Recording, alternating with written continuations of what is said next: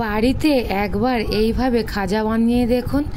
শুধুমাত্র অল্প একটু ময়দা আর একটু চিনি থাকলে খুব সহজে এই খাজাটা বানিয়ে নিতে পারবেন। এতটাই মুচমুচে রসালো খাজা তৈরি হবে যে দেখলেই খেতে ইচ্ছা করবে। বানানো পুরো জলের মতো সহজ। খাজা খেতে ইচ্ছা করলে একবার এইভাবে বানিয়ে দেখুন। এতটাই মুচমুচে হবে যে খেলেই মুখে লেগে থাকবে। চলুন তাহলে রেসিপিটি শুরু করি। তো প্রথমে এইখানে একটা বাটিতে কিছুটা ময়দা নিয়ে নিয়েছি, আর এর মধ্যে দিয়ে দেব স্বাদ মতো নুন আর 1 টেবিল চামচ মতো ঘি। তো এই ঘিটা দিয়ে খুব ভালোভাবে ময়াম দিয়ে নেব। এখানে কিন্তু ঘির বদলে আপনারা সাদা তেলও ব্যবহার করতে পারবেন। তো খুব ভালোভাবে ময়ামটা দিয়ে নেব। এখানে যতটা ভালো করে ময়াম দিয়ে নেবে ততটাই কিন্তু খাজাগুলো খাস্তা তৈরি হবে। আর এই যে দেখুন ময়ামটা কিন্তু আমি দিয়ে নিয়েছি খুব সুন্দরভাবে। এই যে দেখুন একটা মুঠো করলে কিন্তু একদমই ময়দাগুলো জড়ো হয়ে যাচ্ছে, আর একটু চাপ দিলেই তবে ভেঙে যাচ্ছে। তো ময়ামটা ঠিক এইভাবেই দিয়ে নেবেন। আর এখন অল্প অল্প করে জল দিয়ে একটা টাইট ডো মেখে নেব। এই ডোটা কিন্তু নরম করে মাখা যাবে না, একটু শক্ত করেই মেখে নেব। তো মাখা হয়ে গেছে এখানে, এই যে দেখুন এইরকমভাবে মেখে নিয়েছি। আর এখন এটাকে আমি চাপা দিয়ে রেস্টে রেখে দেব। ময়দাটা রেস্টে রেখে আমি এখানে একটা চিনির শিরা তৈরি করে নেব। সেই জন্য গ্যাসে একটা কড়া বসিয়ে দিয়েছি, আর এর মধ্যে দিয়ে দেব 1 কাপ পরিমাণে চিনি। তো চিনিটা দেওয়ার পরে দিয়ে দেবো 1/2 কাপ জল। এখন শুধু চিনি আর জলটাকে একসঙ্গে নাড়তে থাকতে হবে।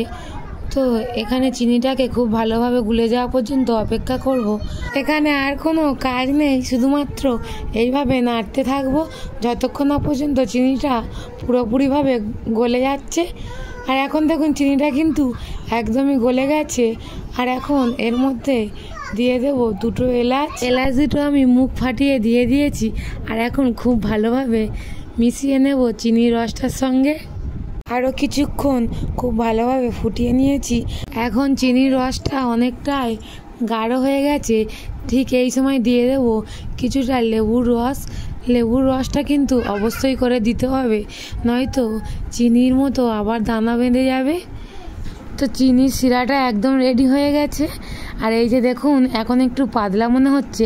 এটা ঠান্ডা হওয়ার পর কিন্তু আরও অনেকটা একটু গাঢ় হয়ে যাবে। তো আমি গ্যাসটা বন্ধ করে চিনির শিরাটা সরিয়ে রাখবো। আর ময়দাটাকে খুলে দেখে নেব। ডোটা দেখুন আগের থেকে আরও অনেকটাই সফট হয়ে গেছে। এখন এখান থেকে ছোট ছোট করে লেচি কেটে নেব। এখানে আমি খাজাগুলোকে খুব বড় বড় করে বানাবো না, সেই জন্য একদমই ছোট ছোট করে লেচি কেটে নিচ্ছি। আর এই রকমভাবে ছোট ছোট করে লেচি কেটে নিলে কিন্তু সবগুলো খাজাই একই মাপের তৈরি হবে। এখন একটা লেচি নিয়ে বেলে নেব একটু পাতলা করে।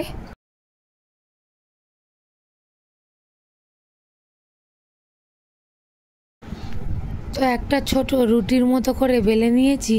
এখন ছুরি দিয়ে ঠিক এইভাবে কেটে নেব একটু সরু সরু করে।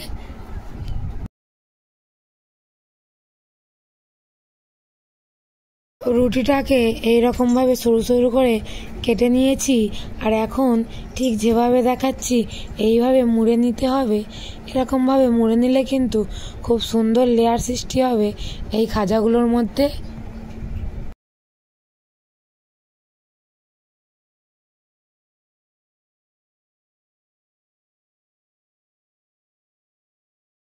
তো এইরকমভাবে মুড়ে নেওয়ার পর 2 দিক খুব ভালোভাবে হাত দিয়ে চেপে চেপে আটকে দিতে হবে, যাতে না ভাজার সময় খুলে যায়। আর এখন দেখুন খাজাগুলো কতটা সুন্দর দেখতে লাগছে। ঠিক একই রকমভাবে সবগুলো খাজা আমি বানিয়ে নেব। আবারও দেখো আর একটা খাজা খুব সহজে তৈরি হয়ে গেল। একদমই কিন্তু সোজা, আর খুব বেশি টাইমও লাগে না। এইভাবে আমি সবগুলো তৈরি করে নেব। সবগুলো খাজা তৈরি করা হয়ে গেছে। এখন গ্যাসে একটা প্যান বসিয়ে বেশ খানিকটা তেল হালকাভাবে গরম করে নিয়েছি। এখন খাজাগুলোকে একটা একটা করে এই প্যানের মধ্যে দিয়ে দেব। তেলটা কিন্তু খুব বেশি গরম করা যাবে না, এখানে মিডিয়াম গরম হলেই খাজাগুলো দিয়ে দিতে হবে। আর এখন একটা ছোট চামচ নিয়ে ওপর থেকে খাজার মধ্যে তেল দিয়ে দেবো এরকমভাবে, যাতে তাড়াতাড়ি করে খাজাগুলো খুব সুন্দরভাবে ভাজা হয়ে যায়। দেখবেন ভাজতে কিন্তু খুবই কম সময় লাগবে। এখন উল্টে পাল্টে খুব ভালোভাবে খাজাগুলোকে লাল লালভাবে ভেজে নিয়েছি।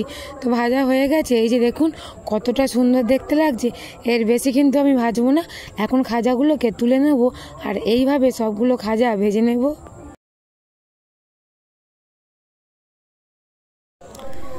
তো এইভাবে খাজাগুলোকে ভেজে নিয়েছি আর এই যে দেখুন সবগুলো খাজা এখন ভাজা হয়ে গেছে। এ থেকে যে চিনির শিরাটা করে রেখেছিলাম, এখন তার মধ্যে একটা একটা করে খাজা এইভাবে দিয়ে একটু উল্টে পাল্টে নেব। খুব বেশিক্ষণ রাখার দরকার নেই, একটুখানি উল্টে পাল্টে নিয়ে এইভাবে রসটা ঝরিয়ে নেব।